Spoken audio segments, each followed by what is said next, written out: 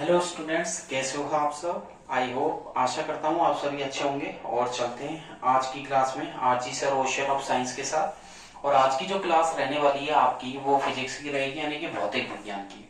जैसा कि मैंने लास्ट क्लास में आपको जो चैप्टर चल रहा है हमारा, जिसमें हम स्कैटरिंग पढ़ रहे हैं, टिंडल इफेक्ट पढ़ रहे हैं, humanise and the colourful world का चैप्टर चल रहा है। इसमें मैंने आपको लास्ट में बताया था, ठीक है, स्कैटरिंग ऑफ लाइट के बारे में बताया था कि स्कैटरिंग जो होती है तो हमारी अर्थ पे क्या है, एटमॉस्फेयर है। और अर्थ पे एटमॉस्फेयर है, धूल के कण है, ठीक है, वाटर मॉलिक्यूल्स है, पार्टिकल्स है। तो इन पर क्या होती है, जो डस्ट है वो इनसे क्या होती है, क्लैश होती है, टकराती रहती है। तो इनसे टकराने के बाद जो कलर्स निकल के आते हैं, तो वो कई तरीके के कलर जो है पर्टिकुलर निकल के आते हैं। अब जैसे हमने पढ़ा था, मैं जो आगे क्लासेस को बढ़ाने से पहले 2 मिनट का रिपीट कर देता हूँ, ठीक है। हमने एक तो पढ़ा था एडवांस सनराइज, एडवांस सनराइज, ठीक है, ये एंड डिलेड सनसेट।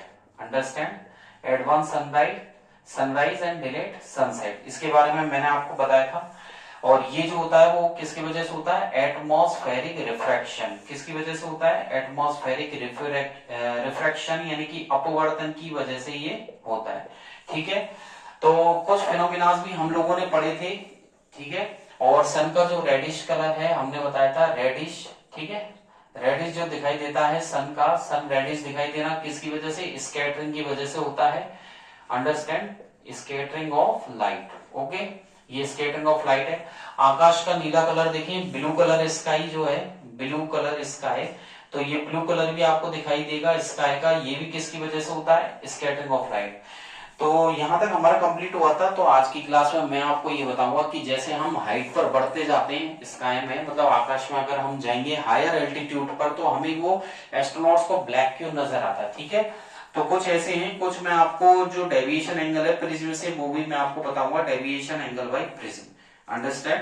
तो जो हायर एल्टीट्यूड पर हम जाते हैं तो उससे क्या है, स्कैटरिंग नहीं होती है। जैसे जैसे हाइट बढ़ती जाएगी तो वो क्या है, हायर एल्टीट्यूड पर जो स्कैटरिंग ऑफ लाइट है वो नहीं होता है, जिसके कारण हमें या कोई भी पैसेंजर यदि ऊपर जाएगा, the sky appears dark to passenger flying, ठीक है, उसे डार्क, जो भी अगर क्या बोलते हैं, कोई भी पैसेंजर जाएगा या कोई भी एस्ट्रोनॉट ऊपर जाएगा तो उसे ब्लैक स्क्रीन नजर आता है due to scattering of light.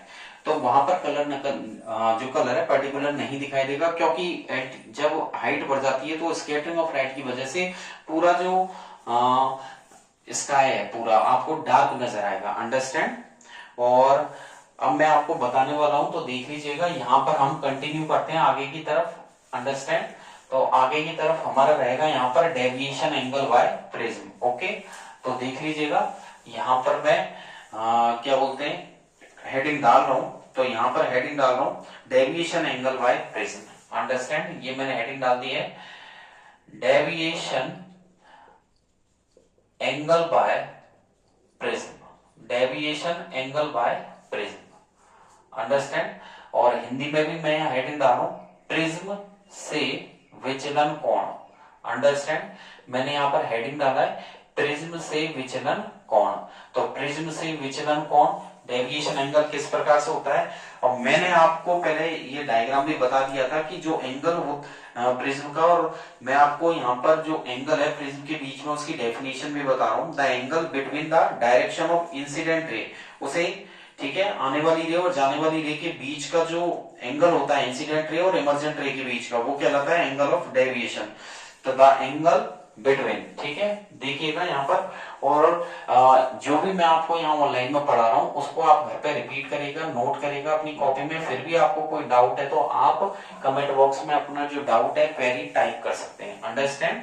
तो यहाँ पर मेरे साथ साथ नोट कीजिएगा, द एंगल बिटवीन, बहुत इजी कॉन्सेप्ट है और चैप्टर का लास्ट चल रहा है, द एंगल बिटवीन, जो एंगल होता है किसके बीच में, the angle between the direction of incident ray, the direction of incident ray, आने वाली किरण, डायरेक्शन ऑफ इंसिडेंट रे, जो आने वाली किरण की जो दिशा है, एंड द इमर्जेंट रे, एंड द इमर्जेंट इमर्जेंट रे, ओके, ये हो जाएगा the angle between the direction of incident ray and the emergent रे, ठीक है ना, इज कॉल्ड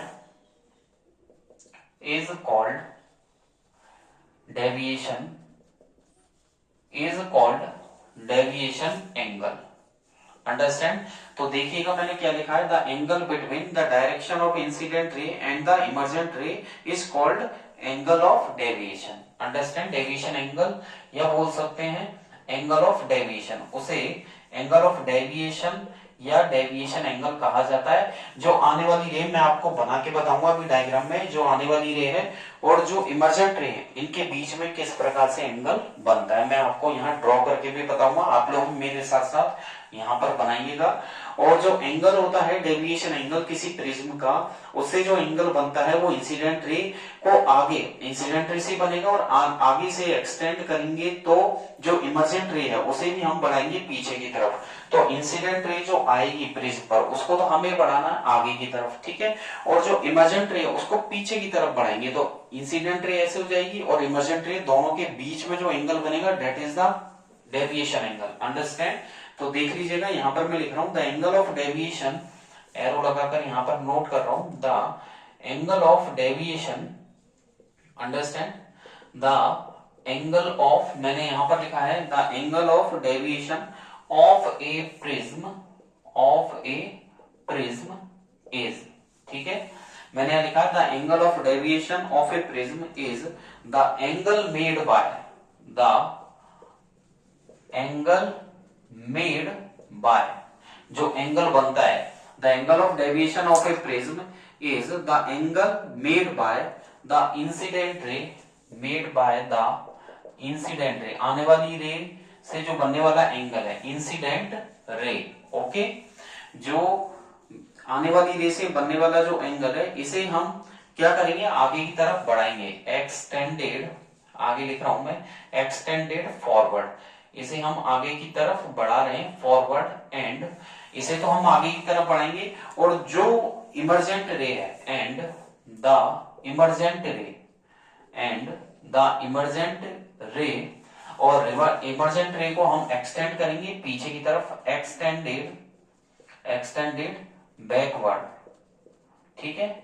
तो ये लिखा है द इमर्जेंट रे एक्सटेंडेड बैकवर्ड इज कॉल्ड, इसे क्या बोलते हैं, इज कॉल्ड डेविएशन एंगल या angle of deviation, is called angle of deviation. Understand. ये हमारा डेविएशन एंगल हो जाएगा। ओके। ये हमारा डेविएशन एंगल हो जाएगा।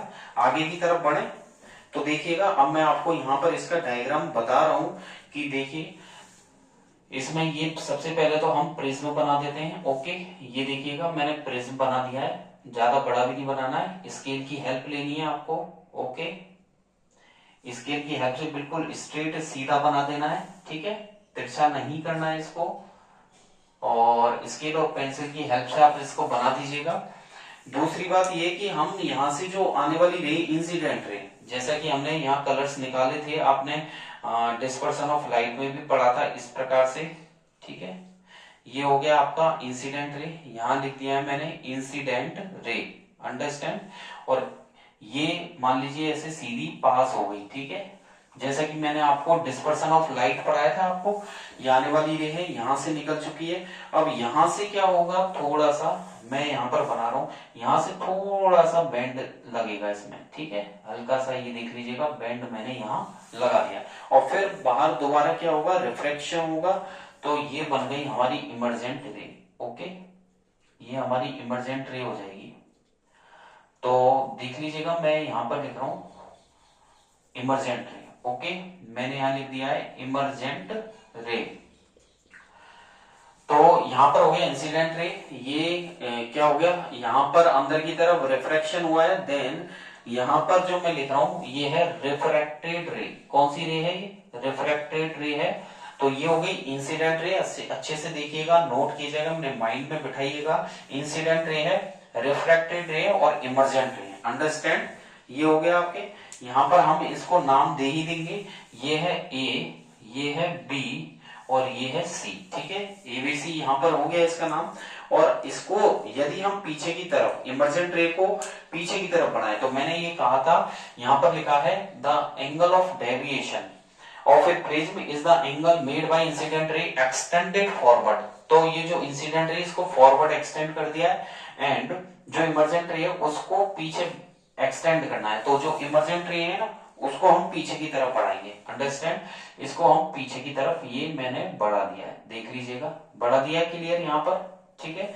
और जो ये एंगल बनेगा ये वाला, दैट इज द, कौन सा एंगल है यहाँ पर, एंगल ऑफ डेविएशन, यानी कि ये हमारा बना है एंगल ऑफ डेविएशन। ओके, ये डेविएशन एंगल ये हो गया, यहां लिख दिया मैंने एंगल ऑफ डेविएशन। अंडरस्टैंड, इसे अपने माइंड में, यानी कि ब्रैकेट में मैं लिख रहा हूं विचलन कोण, क्या लिख रहा हूं, विचलन कोण, इसे अपने माइंड में बिल्कुल बैठा लीजिए। तो यहाँ पर इंसिडेंट रे को तो हमें आगे बढ़ाना है, देन जो इमर्जेंट रे है, इमर्जेंट रे को हमने क्या किया है, पीछे की तरफ इमर्जेंट रे को बढ़ाया, और दोनों को जब हमने बढ़ाया है तो देखिएगा, तो जो इमर्जेंट रे है और इंसिडेंट रे है, इनको आगे बढ़ाने से जो एंगल बना है यहाँ पर, वो एंगल बना है एंगल ऑफ डेविएशन। ये आपको यहाँ पर 2 नंबर दिलवा के जाएगा, अच्छा क्वेश्चन है, ठीक है। आगे की तरफ चलेंगे हम बढ़ेंगे अब डिफ्रैक्शन ऑफ लाइट की तरफ, ठीक है। ये 2 नंबर आपको यहाँ पर मिलेंगे इसके, ठीक है। तो बढ़ते हैं आगे की तरफ और हम पढ़ेंगे अब diffraction of light, last and final topic आपके इस चैप्टर का। देन ये चैप्टर मैंने आपको कहा था लास्ट क्लास में भी 99% कंप्लीट हो चुका है, थोड़ा सा है जो नेक्स्ट क्लास में, यानी कि आज की क्लास में, ठीक है, मैं आपको ये कंप्लीट कर रहा हूं, ठीक है। फिर भी कोई डाउट है तो आप पूछ लेना। चलें आगे की तरफ, और अब जो मैं बताने वाला हूं वो है आपके डिफ्रैक्शन ऑफ लाइट, ठीक है। डिफ्रैक्शन जो होता है लाइट का, वो लाइट का स्लाइटली बेंड होता है। तो यहाँ पर जो हेडिंग रहेगी वो रहेगी आपके डिफ्रैक्शन ऑफ लाइट, ठीक है। ये मैंने डाल दिया है डिफ्रैक्शन, डिफ्रैक्शन ऑफ लाइट, यानी कि ये हो जाएगा प्रकाश का विवर्तन हो गया एक तरीके से, प्रकाश का विवर्तन। ओके, हिंदी में इसे प्रकाश का विवर्तन बोलते हैं। तो डिफ्रैक्शन ऑफ लाइट, इसे प्रकाश का विवर्तन बोलते हैं। और डिफ्रैक्शन ऑफ लाइट जो है, it is the slightly bending of light, ये लाइट का स्लाइटली बेंडिंग होता है। इट इज द, यहां पर मैं नोट कर रहा हूं स्क्रीन पर, आप लोग भी लिखिएगा, it is the slight, it is the slight bending, ठीक है। थोड़ा सा झुकाव होता है, या इसे बोलते हैं मुड़ाव, ठीक है, झुकाव या मुड़ाव। तो मैंने यहां लिखा है it is the slight bending, ठीक है, ऑफ लाइट, किसका, ऑफ लाइट। तो ये प्रकाश का थोड़ा सा झुकाव या मुड़ाव होता है, it is the slight bending of light. So, और ये किसी ऑब्जेक्ट के एजेस से जब पास होती है, इट पासेज अराउंड, तो मैंने यहां लिखा है it is the slight bending of light, it passes around the edges, around the edges, edges का मतलब छोर या सिरे, एजेस का मतलब होता है छोर या सिरे, एजेस ऑफ एन ऑब्जेक्ट, ठीक है, of an object is called, आगे लिख सकते हैं हम, इज कॉल्ड, क्या बोलते हैं इसे, is called diffraction of light, is called diffraction of light. Understand, तो मैंने यहां पर लिखा है it is the slight bending of light, ये लाइट का क्या, प्रकाश का थोड़ा सा झुकाव होता है, it passes around the edges, यानी कि छोर या सिरे of an object is called diffraction of light, इसे डिफ्रैक्शन ऑफ लाइट कहते हैं। यहां पर आकर आपका जो है ये चैप्टर कंप्लीट होता है। तो आज की क्लास में हमने ह्यूमन आइज को कंप्लीट कर लिया, ठीक है। अब कुछ छोटे से क्वेश्चन है, एक दो जो मेरे माइंड में आ रहे हैं, मैं आपको उनकी प्रैक्टिस करवा रहा हूं अभी, ठीक है। जैसा कि पावर ऑफ लेंस से रिलेटेड है क्वेश्चन, कि एक व्यक्ति है जिसे मायोपिक आई है और वो देख नहीं पाता है, ठीक है, ऑब्जेक्ट्स को, 1.2 मीटर वाली ऑब्जेक्ट्स को नहीं देख पाता है जो दूर रखी वस्तु है। तो उसके लिए क्या है सॉल्यूशन, तो यहां पर देखिएगा जो क्वेश्चन है, क्वेश्चन जो रहेगा वो ये है आपके, कि ए पर्सन, मैं यहां नोट कर देता हूं, ए पर्सन, एक व्यक्ति है, ए पर्सन वेद, एक व्यक्ति है जो किससे है, ए मायोपिक आई, ए मायोपिक आई वेद, ठीक है। मैंने यहां नोट किया है a person with a myopic I, myopic eye, फिर आगे है can not see objects, understand, distinctly, यानी कि दूर रखी वस्तुएं ये नहीं देख पाता है। तो ए person with a myopic eye can not see objects distinctly, यानी कि दूर रखी वस्तुएं नहीं देख पाता है, ठीक है। बियॉन्ड कितनी दूर रखी है, तो मैंने आगे नोट किया है बियॉन्ड 1.2 मीटर, ठीक है, मैंने यहां पर लिखा है बियॉन्ड 1.2 मीटर, अंडरस्टैंड। तो आगे देखिएगा क्या पूछना चाह रहे हैं यहाँ, व्हाट शुड बी द, ठीक है, यहां पर पूछना चाह रहे हैं what should be the, what क्या लिखा है, what should be the type of corrective lens, should be the type of corrective lens, ठीक है, जो लेंस होगा किस तरीके का लेंस हमें काम में लेना है, यूज्ड टू रेस्टोर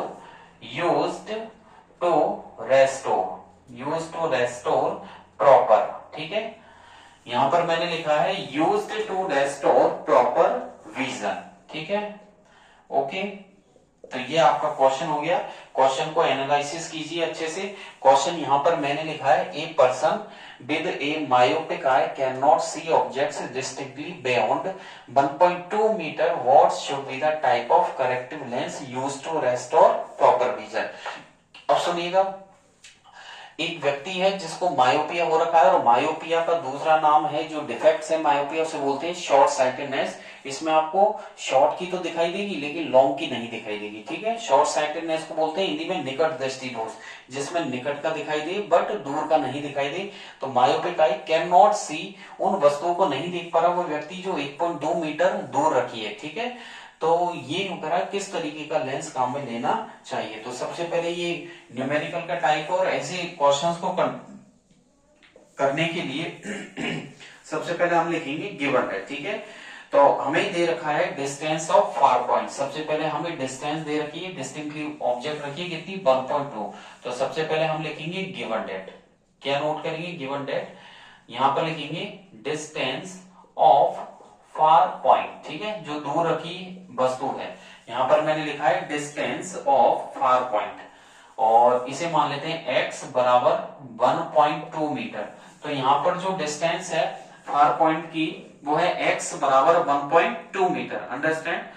और नीचे देखिएगा, फिर मैं आपको बताऊंगा फॉर व्यूइंग, ठीक है, देखने के लिए, ठीक है, for viewing distant object, for viewing distant objects, understand, जो वस्तुएं उन्हें देखने के लिए, ठीक है, जो करेक्टिव लेंस की फोकल लेंथ है, आगे लिखिएगा focal length of corrective lens, ठीक है। तो देखिएगा यहां पर मैंने लिखा है फॉर व्यूइंग डिस्टेंट ऑब्जेक्ट, दूर रखी वस्तु को देखने के लिए जो फोकल लेंथ है करेक्टिव लेंस की वो क्या होनी चाहिए, f इक्वल टू -x। मैंने आपको बताया था ये तो है कॉन्वेक्स लेंस और ये है कॉनकेव लेंस, ठीक है। और मैंने आपको ये भी बताया था कि जो मायोपिया से शॉर्ट साइटेडनेस तो बोलते हैं, तो उसका करेक्शन कॉनकेव लेंस से करते हैं, किससे करते हैं, कॉनकेव लेंस से। तो इसको तो हटा ही देते हैं, कॉनकेव लेंस है यानी कि अवतल लेंस, और इसके 4 पार्ट अगर हम लोग करेंगे तो प्लस माइनस, ऊपर प्लस और नीचे भी इधर माइनस, और ऑब्जेक्ट हमेशा माइनस पे रखी होती है। तो ये जो कॉनकेव लेंस है यानी कि अवतल लेंस, ये क्या करता है, डाइवर्स करता है रे ऑफ लाइट को, डाइवर्स करेगा, जो इमेज बनेगी वो किधर बनेगी, माइनस पे ही बनेगी, ठीक है। इमेज जो हमेशा बनेगी वो नेगेटिव बनेगी, इसलिए हमने यहाँ पर फोकल लेंथ क्या लिए, f माइनस एक्स लिए, क्या लिए, f माइनस एक्स, ठीक है। और जो आपकी जो दूर का पॉइंट है ये हो गया माइनस के 1.2 मीटर, क्या हो गया ये 1.2 मीटर, अंडरस्टैंड। और अब हम जानते हैं कि जो पावर ऑफ लेंस होती है, सो ठीक है, यहां पर मैं लिख रहा हूं power of a lens, so power of a lens P equal to 1/f, ठीक है। तो f बराबर हमने यहाँ क्या लिया है, f बराबर -x, तो यहाँ पर हम ले सकते हैं -1.2, ठीक है। तो मैंने यहाँ पर लिखा है P इक्वल टू 1/f यानी 1/-x यानी -1.2। तो अगर -1.2 का हम डिवाइड देंगे इसमें, तो हमारे जो P की वैल्यू आएगी, तो ऊपर पॉइंट हटा के 0 यहाँ लगा देते हैं, तो यहाँ पर हमारी वैल्यू आएगी -0 पॉइंट, इसको हटाएंगे यहाँ पर, तो ये 10 हो जाएगा, 10 से हम इसको क्या बोलते हैं 10/12 हो गया आपके ये फाइनली, और इसको कैंसिल करेंगे तो ये हो जाएगा 2 5 और 2 6 जा, ठीक है। तो -5/6, और इसमें हम देंगे तो 0.83 डायप्टर आंसर आएगा। आपको यहाँ डायप्टर लगाना बहुत जरूरी है, अगर आपने डी नहीं लिखा ये डायप्टर नहीं लिखा तो यहां से आधा नंबर आपका यूनिट का कटेगा, ठीक है।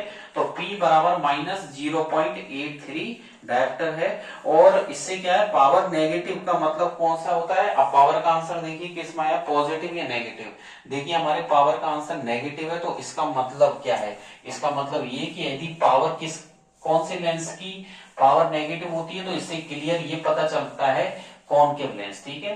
तो कॉनकेव लेंस यहां पर यूज किया जाएगा, तो मैं यहां लिख देता हूं सो, ठीक है, power is negative, so power is negative, power negative है, then he should use, then he should prefer concave lens, understand. यानी कि उस व्यक्ति को कॉनकेव लेंस के चश्मे पहनने चाहिए, ओके। तो ये बहुत इजी न्यूमेरिकल है, ये आपको यहाँ पर 2 नंबर का आएगा और 2 नंबर यहाँ पर आपको प्रॉपर दिलवा के जाएगा, ठीक है। अब मैं आपको और भी क्वेश्चंस है जो मैं यहाँ पर बता रहा हूँ, बहुत अच्छे अच्छे क्वेश्चंस है। तो ये नॉर्मली कम से कम इस चैप्टर में से यदि आए तो 2 नंबर का न्यूमेरिकल तो बनता ही बनता है, अंडरस्टैंड। अब 2 नंबर का जो न्यूमेरिकल है वो किस तरीके से होगा, जैसे कि एक न्यूमेरिकल है जो मेरे माइंड में काफी देर से आ रहा है, मैं बताने की इच्छा भी रख रहा हूँ। तो देख लीजिएगा, क्वेश्चन बहुत अच्छा है और इसको तो आपने नोट कर ही लिया है, ठीक है। तो जब जो अब मैं न्यूमेरिकल आपको बताऊंगा तो वो जो न्यूमेरिकल है वो आपकी बुक का ही है और बुक से रिलेटेड है।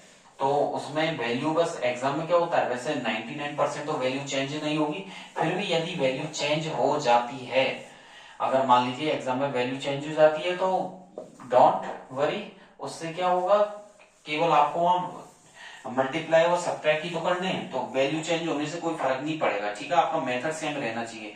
अब क्वेश्चन ही कह रहा है कि एक व्यक्ति है, ठीक है, मैं यहाँ पर क्वेश्चन नोट कर रहा हूँ, देख लीजिएगा।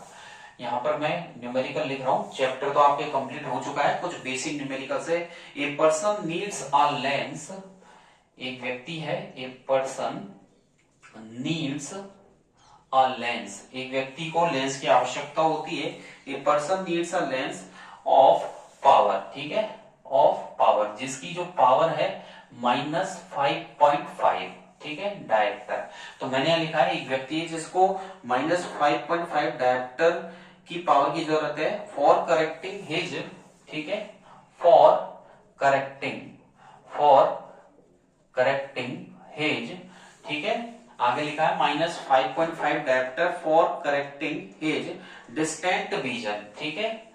यहां पर मैं लिख रहा हूं डिस्टेंट विजन, अंडरस्टैंड, ये डिस्टेंट विजन यानी कि दूर जो वस्तु है उनको देखने के लिए, ठीक है। फॉर करेक्टिंग हिज नियर, आगे लिखिएगा फॉर करेक्टिंग, आप भी नोट कीजिएगा, फॉर करेक्टिंग मेरे साथ साथ, फॉर करेक्टिंग हिज नियर, यहां मैंने लिखा है फॉर करेक्टिंग हिज नियर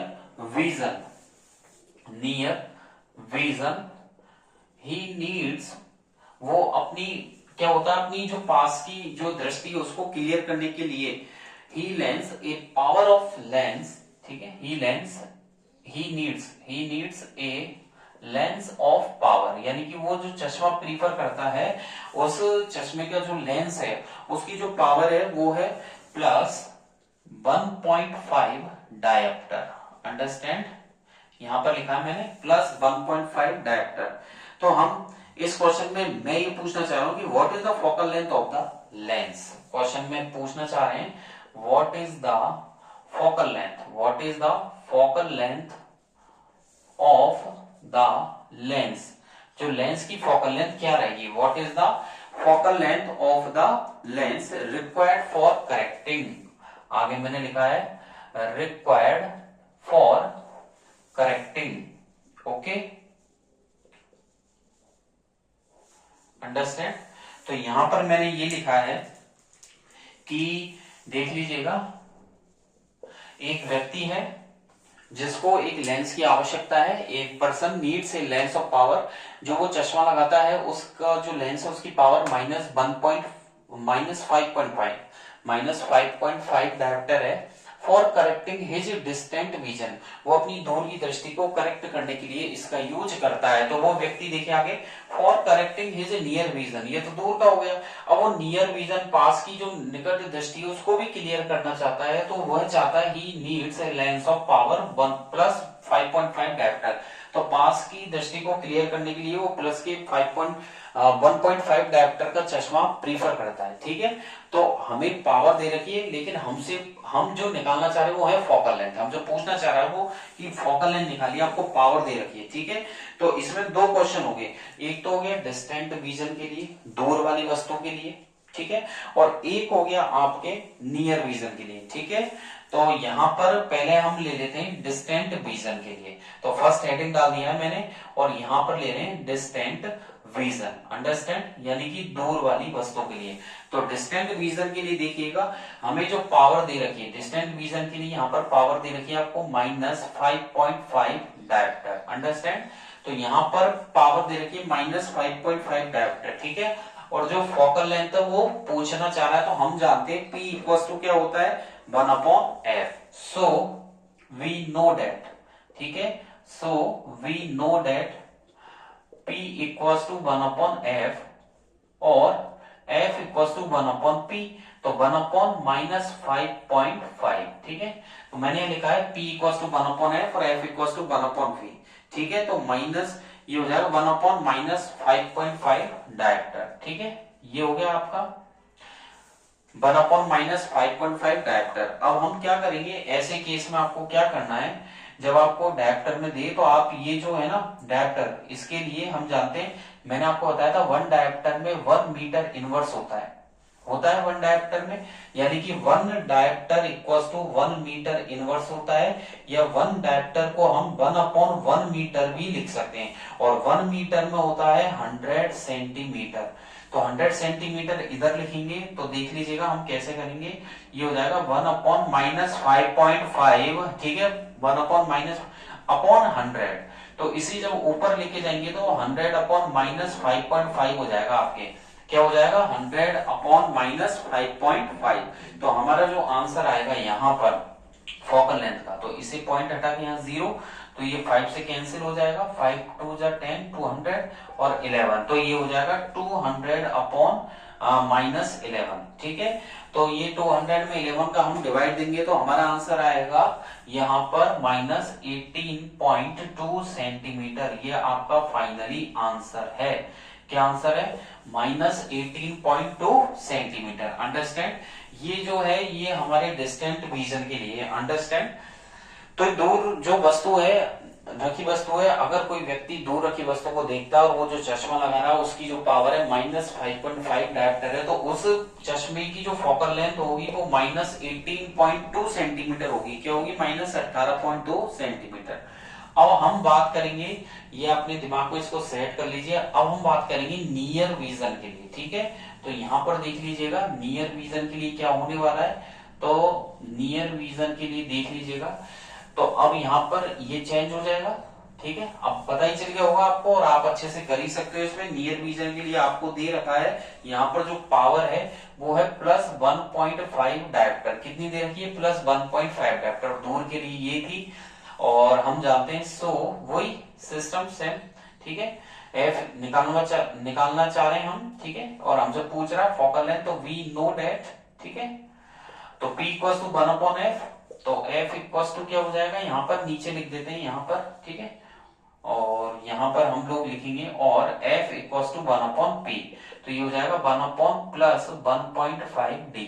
इसमें भी वही सिस्टम, और F इक्वल टू, तो ये हो जाएगा 1.5/100 करेंगे, तो ये हो जाएगा 100/1.5, और पॉइंट हटा के यहाँ पर हम 0 लगाएंगे, 5 से कैंसिल करेंगे, तो ये हो जाएगा 200/3। ठीक है, और F इक्वल्स टू 200/3, सेम वही आ गया, 200/3 है। ठीक है, और यहाँ पर पहले भी तो हमारा ये आया था कि यहाँ पर हमने किया था,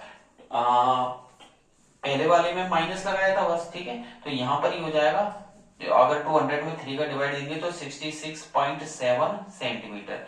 ये यहाँ पर हमारा प्लस आ गया और ये प्लस हमारा जो आंसर आया है ये प्लस में आएगा, पॉजिटिव आएगा, 66.7 सेंटीमीटर है।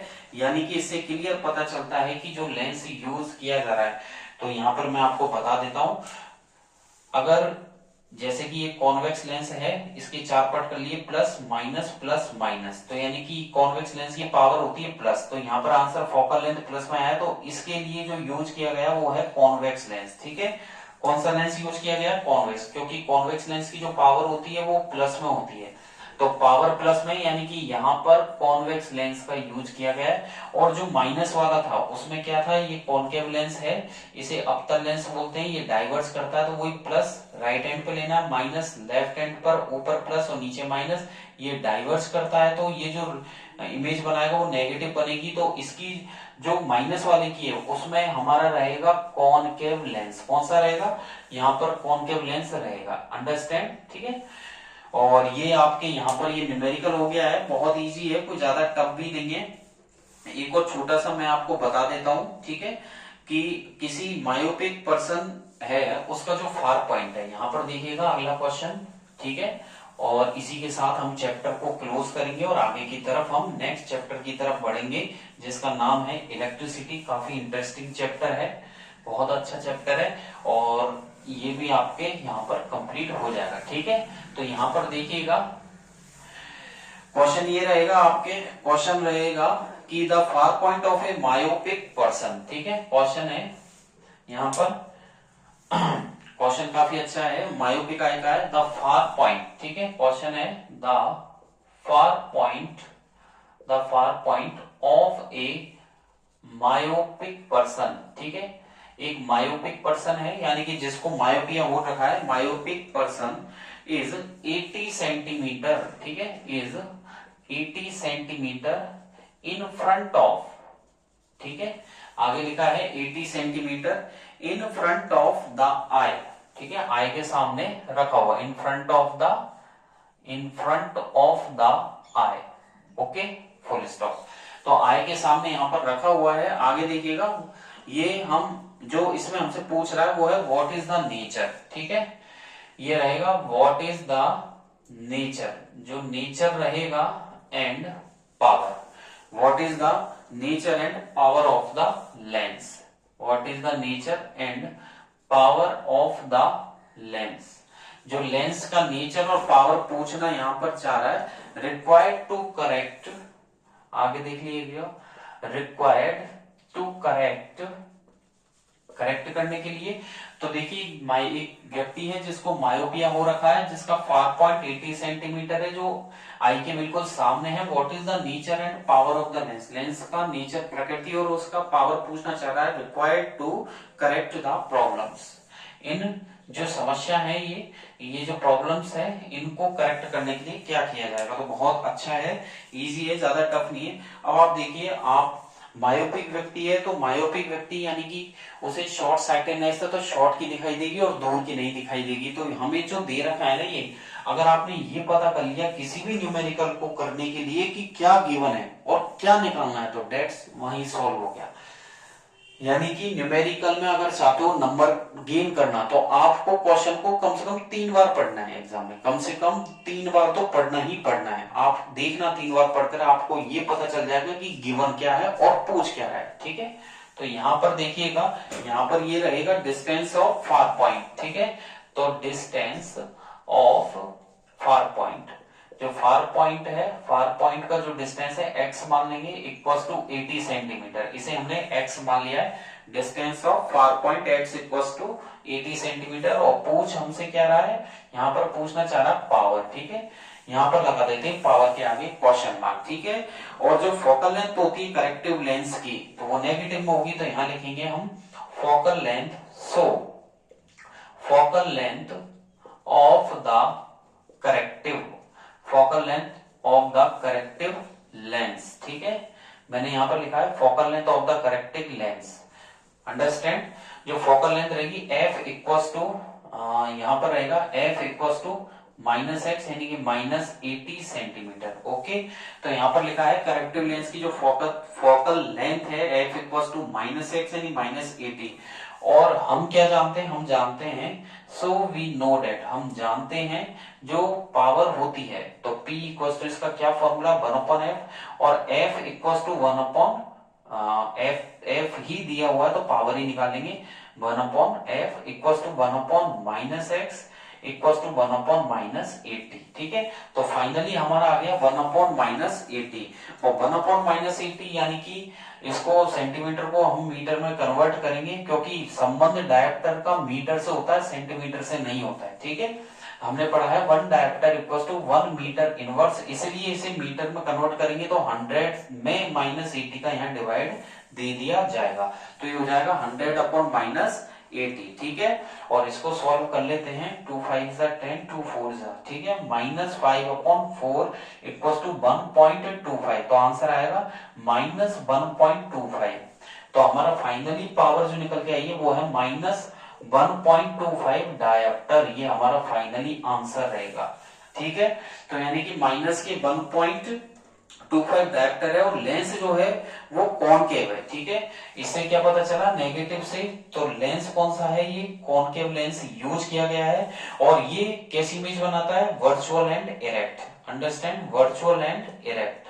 ओके, तो देख लीजिएगा जो लेंस है वो माइन पावर का आंसर नेगेटिव में है, पावर का आंसर नेगेटिव में है, यानी कि कौन सा लेंस है वो है कॉनकेव लेंस। कौन सा लेंस है, कॉनकेव लेंस है, और वो वर्चुअल एंड इरेक्ट इमेज बनाता है। ओके, तो यहाँ पर ये आपके बिल्कुल अच्छे से दिमाग में बैठ गया होगा। ठीक है, इस न्यूमेरिकल को अपने दिमाग में बैठा लीजिए, फिर भी कोई डाउट है आप पूछ सकते हैं। ठीक है, और आगे की तरफ अब ये चैप्टर तो हो चुका है हमारा कंप्लीट सा, फिर भी और आप रिवाइज करते हैं तो कोई दिक्कत हो तो आप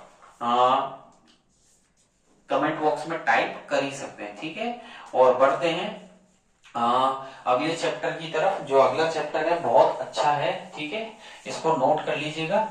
तो अगला जो चैप्टर रहेगा हमारा वो इलेक्ट्रिसिटी रहेगा। ठीक है, और इलेक्ट्रिसिटी का मतलब होता है विद्युत धारा। क्या है, विद्युत धारा। और ये जो है ये चैप्टर फिजिक्स का, ठीक है, फिजिक्स का इलेक्ट्रोस्टैटिक है, और ये जो दी थी वो चार्ल्स ऑगस्टिन डी कौलॉम ने इसको बताया था। ठीक है, तो सबसे पहले जो साइंटिस्ट आया था वो चार्ल्स, सबसे पहले मतलब इलेक्ट्रिसिटी के बारे में 9 साल पहले बताया था वो Charles Augustin de Coulomb scientist ने बताया था। अंडरस्टैंड, कौन सा है, Charles Augustin, Charles Augustin de कौलॉम।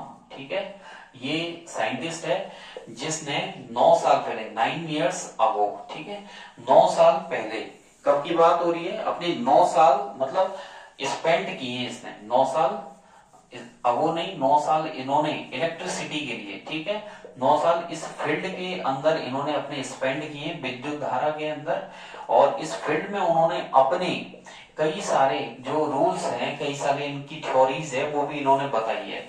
और इसमें सबसे बड़ा हाथ इनका जो जाता है वो जाता है चार्ज का, यानी कि आवेश क्या होता है। ठीक है, तो इन्होंने चार्ज और चार्ज के जो टाइप्स है, एक तो होता है पॉजिटिव चार्ज, ठीक है, और एक होता है नेगेटिव चार्ज, इसके बारे में भी बताया था। तो देखिएगा, और डिटेल में जो मैं आपको बताऊंगा इलेक्ट्रोस्टैटिक के बारे में कि फिजिक्स की जो ब्रांच है जो चार्ज को, ठीक है, रेस्ट से चार्ज को डील करती है उसे इलेक्ट्रोस्टैटिक बोलते हैं। तो हम बढ़ रहे हैं इलेक्ट्रोस्टैटिक की तरफ। ठीक है, किसकी तरफ, इलेक्ट्रोस्टैटिक, और इसमें हम चार्ज को यानी कि रेस्ट से उसकी स्टडी करेंगे, और ये मैं आपको नेक्स्ट क्लास में करवाऊंगा। ठीक है, तो आज की क्लास आपको अच्छी लगी हो, ठीक है, और इससे आपको काफी फायदा हुआ हो तो लाइक तो कीजिएगा, सब्सक्राइब भी कीजिएगा, और ज्यादा से ज्यादा शेयर कीजिएगा। डिस्क्रिप्शन में मैंने टेलीग्राम की लिंक दी हुई है, RG sir ocean of science, उस पर क्लिक करके आप मेरे टेलीग्राम पेज आरजी सर को ज्वाइन कर सकते हैं, और वहां से मैंने डिटेल में भी जो डेफिनेशंस मैं ऑनलाइन में पढ़ाता हूँ वहां भी आपको बड़ी डीप में मिलेंगी। आप अपनी नॉलेज को और गेन करना चाहते हैं, बढ़ाना चाहते हैं, ठीक है, एक बड़े लेवल पे करना चाहते हैं तो वहां से भी आप लोग पढ़ सकते हैं। ठीक है, और जो भी आपके क्वेश्चन हो करते हैं, रिवाइज करते हैं, डाउट भी आते हैं, ऐसी बात नहीं है, जो भी डाउट है तो आप कमेंट बॉक्स में छोड़ सकते हैं वहां पर, ठीक है। वहां से आपको प्रॉपर आंसर भी दिए जाएंगे। और अल्टरनेट क्लास चली रही है, नेक्स्ट क्लास आपकी रसायन विज्ञान केमिस्ट्री की आएगी, जिसमें मैं जल्दी से जल्दी, बच्चे कह रहे हैं कि सर कार्बन वाला चैप्टर भी स्टार्ट कीजिए, वहां भी मैं कार्बन एंड इट्स कंपाउंड मतलब जल्दी जल्दी स्टार्ट कर दूंगा, ओके। और आज की क्लास में हमने जैसा कि इलेक्ट्रिसिटी के इलेक्ट्रोस्टैटिक और साइंटिस्ट के बारे में बताया है, तो इसे नेक्स्ट क्लास में हम कंटिन्यू करेंगे, ठीक है। और आज की क्लास में इतना ही। Thank you, bye bye. RG sir ocean of science के साथ बने रहिए। आपका दिन बहुत अच्छा हो और बहुत अच्छी स्टडी कीजिए, ठीक है। Thank you.